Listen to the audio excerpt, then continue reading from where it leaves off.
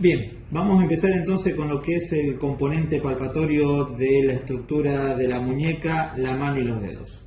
Ya vieron compilar codo y antebrazo, nos queda entonces marcar referencias de las estructuras que fueron conociendo aquí en la parte distal del miembro superior.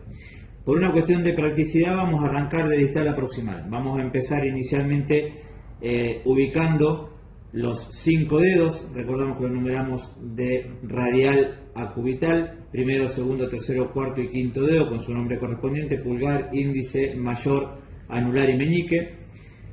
Recordamos que cada dedo estaba conformado por sus falanges. Las falanges correspondían a ser la primera, segunda y tercera falange para lo que es cada uno de los últimos 4 dedos, y en el caso del pulgar solamente describíamos la primera y la tercera. La tercera es la falange unguial, la que tiene la uña, y que queda determinado a partir de ese componente de que en el pulgar la faltante es la segunda. Entonces, primera y tercera para el pulgar. De la misma manera, entonces, vamos a la estructura de lo que es la mano y vamos a encontrar lo que corresponde a los 5 metacarpianos.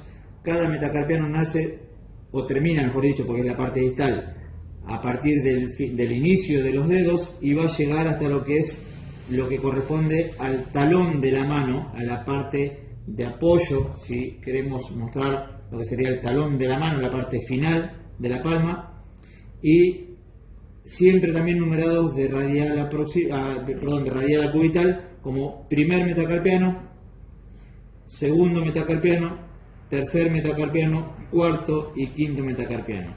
A cada uno de ellos los podemos encontrar, yo los ubico ahí para que lo vean. Podemos encontrar el primero agarrando por debajo de lo que es la primera falange. Tenemos la cabeza metatarsal y la base metacarpal, y la base del metacarpo lo tenemos en el inicio de lo que es la columna del pulgar. Ahí lo podemos diferenciar y moverlo individualmente. Ya el segundo tiene menos movilidad, el tercero también tiene poca movilidad, son segundo y tercer metacarpiano los más fijos de todos.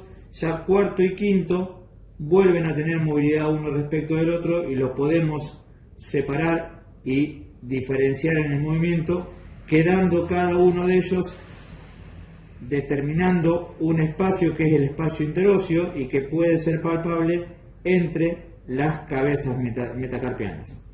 Obviamente que si lo vemos del dorso, esas cabezas metacarpales van a ser lo que corresponden a los 4 nudillos del segundo, tercero, cuarto y quinto dedo, y en todo caso el nudillo del primer dedo o dedo gordo o pulgar. ¿Por qué arrancamos por acá? Porque a la hora de encontrar los huesos del carpo necesitamos tener bien ubicados lo que ya son algunos componentes, como el primero, el segundo y el tercero, fundamentalmente para encontrar los huesos que corresponden a las 2 líneas del carpo o de la muñeca. Para poder ubicarlos hacemos un pequeño salto y tomamos otra referencia en lo que corresponde a la parte distal del antebrazo. Si observamos la muñeca, vamos a ver que el final del antebrazo queda determinado por 3 salientes óseas. Lateralmente del lado del radio, en el lado radial, la saliente ósea que ustedes pueden palpar bien en el contorno si agarramos la muñeca de los 2 costados, la más radial, la del lado del pulgar, es la apófisis estiloides del radio. Si en la misma toma me fijo dónde queda el pulgar en la saliente que tiene el cúbito, ahí que asoma bajo la piel, es la apófisis estiloides del cúbito, son mis 2 puntos laterales referenciales en la muñeca. Y yendo hacia el radio, que sabemos que ocupa más de la mitad de lo que es el volumen de la muñeca, el extremo final corresponde solamente al radio, más chiquitito, ahí tengo el radio, todo el resto del volumen, aquí tengo el cúbito, todo el resto del volumen de la muñeca es el radio. En el medio del cuerpo del radio aparece otra saliente, si yo lo tomo con pulgar y mayor, el índice me queda justo sobre esa saliente ósea, que es el tubérculo del radio, tubérculo de Lister, que se llama, y que van a ser mis 3 puntos referenciales para encontrar, a partir de que tengo ya mis referencias en la muñeca y en la línea del carpo con el primero, el quinto y los 3 centrales, los 8 huesos que corresponden a las 2 filas del carpo, la fila proximal formada por escafoides, semilunar, piramidal y pisiforme, el trapecio, el trapezoide, el hueso grande y el hueso ganchoso como los componentes de la segunda fila del carpo. Vamos entonces a tratar de encontrar primero el trapecio.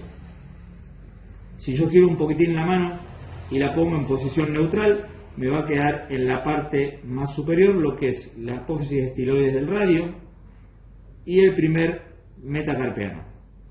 En ese espacio donde, si yo recorro el metacarpiano, encuentro su final donde se mueve y me posiciono en la apófisis estiloides del radio, voy a tener un espacio que va a tener que alojar al primer hueso de cada línea, el más proximal, en la primera línea, el escafoides, y en un segundo punto, el más distal, en esa línea, correspondiente a la segunda línea del carpo, el trapecio. Para poder palparlos voy a hacer una pequeña desviación cubital y me va a asomar el cuerpo del escafoides, que suele ser un lugar doloroso a la palpación, y por encima, menos palpable, el cuerpo del trapecio, el componente lateral del cuerpo del trapecio. ¿Cómo ubico el semilunar? Tengamos en cuenta el siguiente dato. Si yo estoy viendo la cara dorsal de la mano, todo el volumen radiocarpiano, ¿sí?, lo que es radio y cúbito, sabiendo que todo esto es radio, si pongo 3 dedos, los 2 primeros corresponden al radio, el último corresponde al cúbito en cuanto a volumen de lo que es la extremidad distal de cada uno. En la primera fila del carpo solamente voy a ver 3 de los 4 huesos. Voy a ver el escafoides, como lo marcamos recién, bien lateral, prácticamente ocupando la mitad del volumen del radio. Si este es el radio, todo esto va a ser escafoides. A la altura de la segunda mitad del radio va a estar el semilunar, y acá voy a tener otra referencia. Para encontrarlo dijimos el tubérculo de Lister, era la saliente de los 3 puntos que marcamos hoy, y acá tengo el tercer dedo que me continúa el tercer metacarpiano. Entonces, desde el tubérculo de Lister y en línea con el tercer metacarpiano, lo primero que encuentro aquí es el piramidal, perdón, el semilunar, y por encima, yendo hacia el metacarpiano, voy a encontrar el hueso grande. Fíjense que aquí salté segunda línea del carpo, trapecio, trapezoide, hueso grande y hueso ganchoso. En correlación, el trapecio se articula con el primer metacarpiano, el trapezoide se articula con el segundo, el hueso grande toma tercero y parte del cuarto metacarpiano, y el hueso ganchoso va a articular con el final del cuarto y el quinto metacarpiano. Entonces, si voy a la primera línea, semilunar, escafoides, semilunar, tubérculo de Lister, semilunar, hueso grande, tercer metacarpiano, y me quedaría el piramidal solamente articulando con el cúbito, aquí. ¿Cómo los ubico?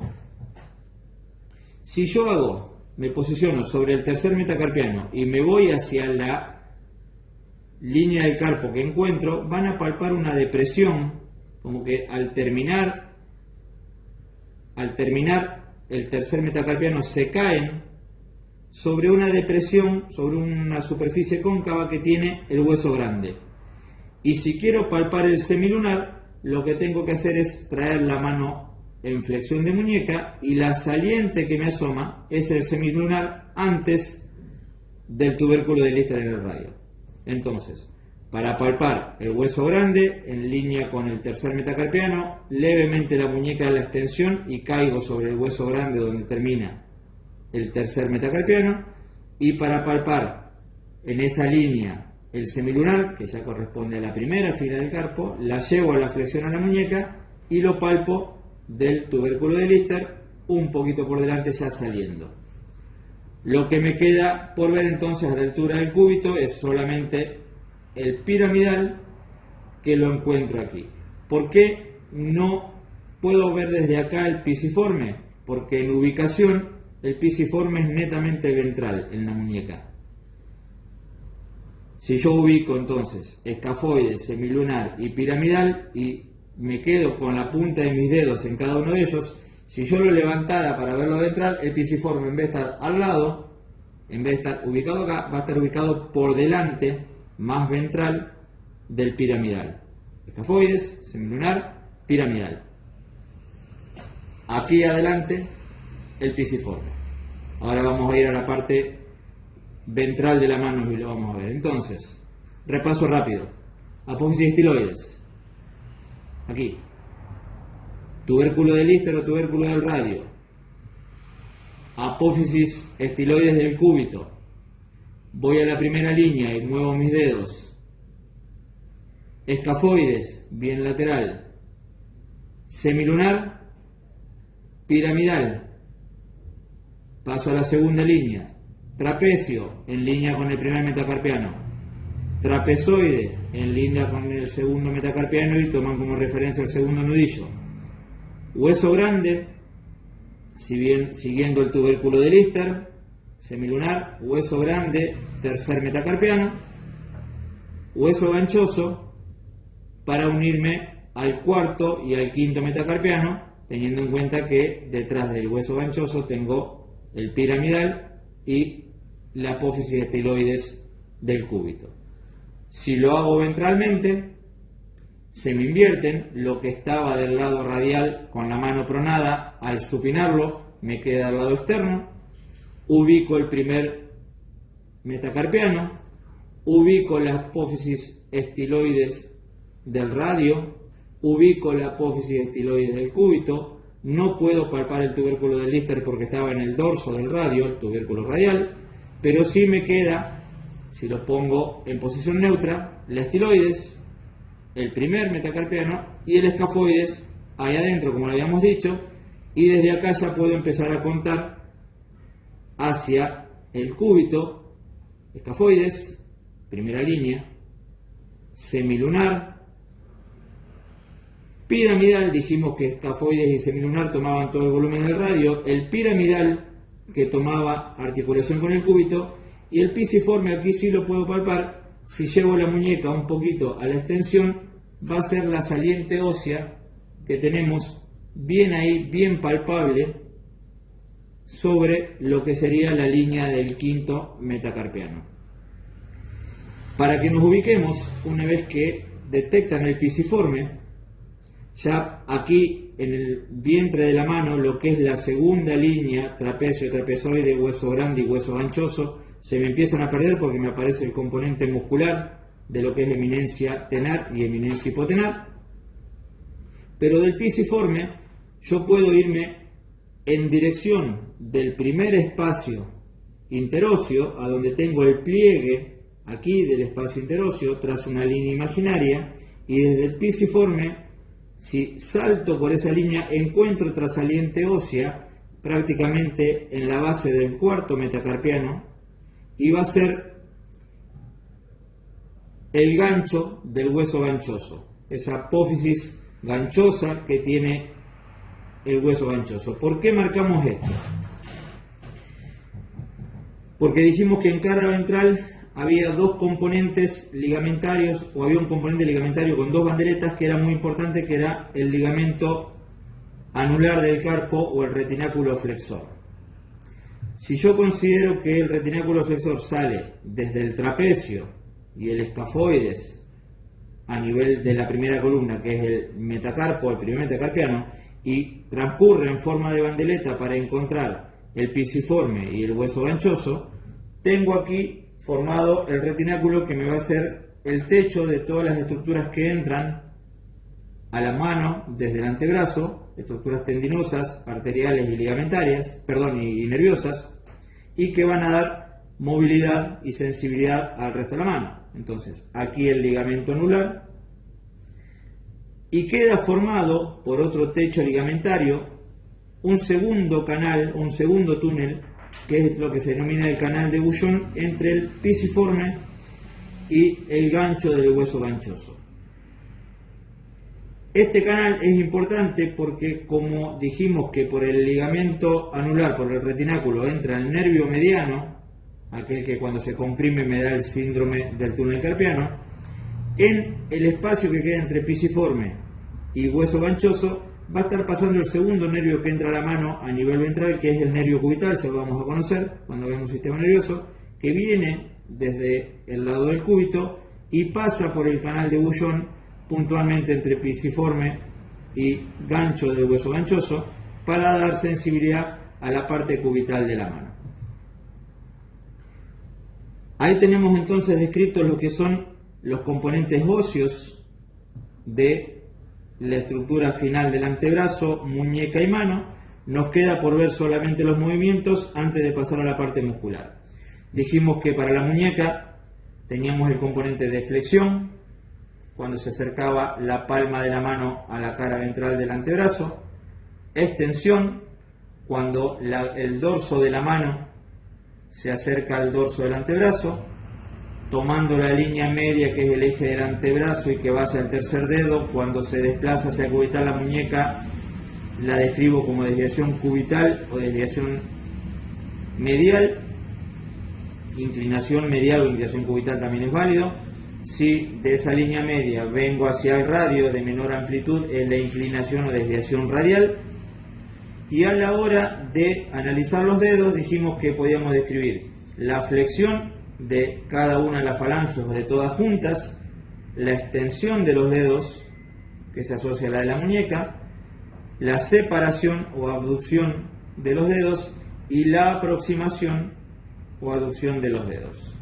El caso diferente lo tenía el pulgar, donde por una cuestión de evolución prensil de la mano tenía una independencia mecánica diferente al resto de los dedos, y es lo que nos diferenció de los monos, a partir de que no solamente tiene el componente de flexión cuando transcurre paralelo a la palma de la mano y extensión cuando se aleja siempre en paralelo a la palma de la mano, sino que además tiene la abducción cuando se aleja perpendicularmente de la palma de la mano, la aducción cuando se aproxima, y lo que nos diferenció de los primates, que es el movimiento de oposición, donde puede tocar cada una de las puntas de los otros 4 dedos, oponiéndose gracias a un músculo agregado que es el oponente del pulgar, que vamos a ver en un ratito, y que existe solamente 2, uno del pulgar y uno del meñique, para generar el movimiento de oposición que, como decía, nos diferencia de los primates. Los monos se cuelgan así, en garra. El ser humano se puede prensar de cualquier punto de agarre a partir del movimiento de oposición. Tenemos entonces acá descrito lo que es estructura anatómica, ósea y articulaciones y movimientos. Vamos a pasar entonces al componente muscular para analizar lo que son los tendones que llegan a la mano. Bien, vamos entonces a ver la parte muscular que nos queda para terminar este video. Vamos a arrancar con los músculos intrínsecos de la mano y luego vamos a ver lo que llegan desde el antebrazo, ya sea desde la zona ventral o desde la zona dorsal del antebrazo. Describiendo la región de la mano, vamos a ver que el componente de tejido muscular queda dividido a partir de áreas en la mano que permiten, a partir de su movilidad, formar algunos surcos a nivel de piel que nos permiten encontrar algunas referencias. Si describimos los surcos de la palma de la mano, va a aparecer el surco palmar distal, el primer surco que tenemos más cercano a la base de los dedos, el más distal en lo que es la longitud del brazo, un segundo surco un poquito más cercano a lo que es la línea de la muñeca, en el medio de la palma, que es el surco palmar proximal, y un tercer surco en forma semicircular, que es el surco tenar, y que me va a estar determinando la región tenar específicamente, donde se alojan los 4 músculos de la eminencia tenar y que son los músculos propios del pulgar. ¿Sí? El flexor corto, el aductor corto, el aductor largo y corto y el oponente del pulgar. Por el lado interno de la mano, del lado cubital, nos va a quedar formada lo que es la eminencia hipotenar. También una zona voluminosa de carne, no tanto como en la eminencia tenar, y que si ponemos la mano en forma de cuenco aparecen bien marcadas las dos, generando a partir de ahí la tercera región o la zona metacarpal, la zona carpal de la mano, metacarpal de la mano, la zona central, que quedan como espacio para ubicar los otros músculos intrínsecos de la mano, que son los músculos interóseos, en este caso ventrales, los dorsales, ¿sí?, ubicados cada uno en el espacio que corresponde a cada metacarpiano, y por otro lado los músculos lumbricales, que saliendo de los tendones extensores llegan a los tendones flexores y que permiten la flexión de la metacarpofalángica proximal sin mover los otros dedos, y que terminan formando los dos pliegues a partir de ese movimiento, o los dos surcos que describimos, el palmar proximal y el palmar distal. A la hora de analizar lo que llega a la mano, vamos a comenzar desde el lado ventral, describiendo los músculos del grupo anterior del antebrazo, músculos que sabemos que vienen en su gran mayoría desde la epitróclea del codo, excepto el pronador redondo que llega solamente hasta el radio. El resto, los palmares, palmar corto, palmar largo y el cubital anterior, llegan todos a la muñeca para darle movilidad de flexión y el componente de desviación de acuerdo a cada uno de ellos, el cubital hacia cubital, el palmar hacia radial. Y saliendo un poco más por detrás de la muñeca, desde el epicón de la epitróclea, va a venir el quinto epitroclear, que es el flexor común superficial de los dedos. Obviamente, los que van a ser más palpables van a ser los cuatro que corresponden al primer grupo o grupo más superficial. Para eso lo vamos a poder encontrar, el pronador redondo ya lo vieron con Pilar cuando describió antebrazo. Vamos a centrarnos en los palmares, palmar mayor y palmar menor. El más fácil de encontrar es el palmar menor, o hoy llamado palmar largo. Lo pueden ver cuando hacemos al paciente, le pedimos una oposición del pulgar y una flexión de la muñeca. Automáticamente el tendón que más aparece en la cara anterior de la muñeca es el palmar menor o palmar largo. A partir de allí, yo puedo tomar referencia desde ese palmar y encontrar otro grupo de tendones que, si volvemos a hacer la misma posición, el más saliente es el palmar menor. Si yo me voy un poquitín hacia adentro, menos voluminoso, voy a encontrar otro tendón. Si lo hacemos con alguien, tocamos despacito, porque es una zona dolorosa. Por aquí pasan arterias y nervios también. Dijimos hace un ratito que pasaba el nervio mediano, que corresponde al palmar mayor o palmar largo, ¿sí? Y más externamente, el último, si fuerzo un poquito más la flexión de muñeca, el que más cerca del pisiforme me aparece es el tendón del cubital anterior, aquí. Son importantes estos dos tendones a la hora de poder palparlos correctamente, porque me van a determinar el paso de las dos arterias que entran a la muñeca. Por un lado, la arteria cubital, donde yo puedo tomar el pulso muy sutilmente, como en toda arteria, y lo voy a encontrar desde el cubital anterior, inmediatamente por fuera. Si buscamos ahí suavemente, se va a poder sentir muy débil un pulso. El pulso cubital es mucho más sutil que el pulso radial. Si no terminan de encontrar el cubital, pidan al paciente una flexión con inclinación cubital y ahí va a aparecer el tendón. Si se la resisten un poquito, hace fuerza hacia adentro, por favor. Ahí, este tendoncito es el cubital anterior y por fuera de él voy a encontrar la arteria. Relajamos la mano. Y para encontrar la arteria radial, donde habitualmente se toma el pulso, lo que voy a hacer es, una vez encontrado el tendón del palmar, que ya vimos que es el más voluminoso de todos, por fuera me ubico antes de entrar a lo que es la zona del carpo que ya describimos, antes de entrar a lo que es escafoides y trapecio, y ahí, apoyando sutilmente, puedo sentir los latidos de lo que es la arteria radial, punto donde habitualmente solos nos podemos tomar el pulso o lo podemos hacer sobre el antebrazo de un paciente si así lo queremos. Si giro el antebrazo y lo pongo en posición neutra, me queda el componente lateral del antebrazo y de la muñeca. Ya describimos aquí la apófisis estiloides del radio, el escafoides, el trapecio y el primer metacarpiano, y voy a encontrar lo que corresponden a los músculos largos y cortos del pulgar, el aductor largo, el aductor corto y el extensor largo, y que en ese punto, cuando se tensan los tres, va a aparecer la región que describimos como tabaquera anatómica, que es la depresión que queda formada ahí entre el aductor largo, el aductor corto y el extensor largo, que vienen juntos de el pulgar. Esta región entonces anatómicamente descrita como tabaquera anatómica a partir de ellos.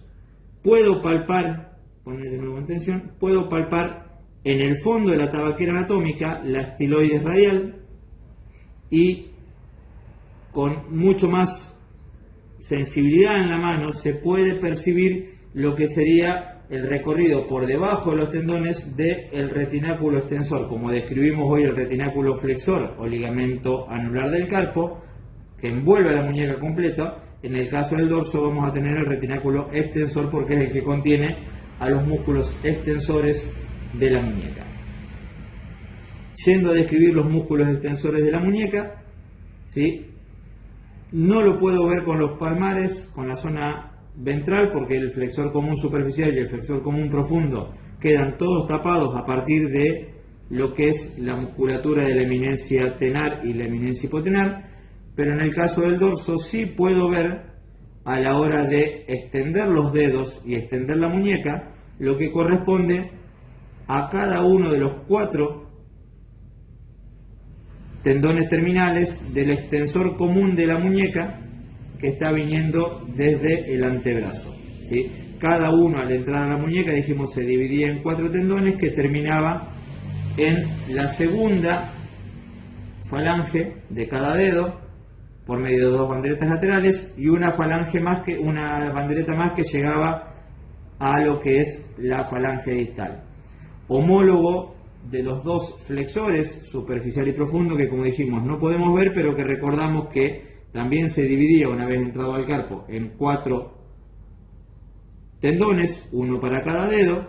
El superficial habría 2 lengüetas, 2 bandeletas, y tomaba lateralmente la segunda falange, y desde profundo aparecía el flexor común profundo con una bandereta más que asomaba y se insertaba en la tercera falange.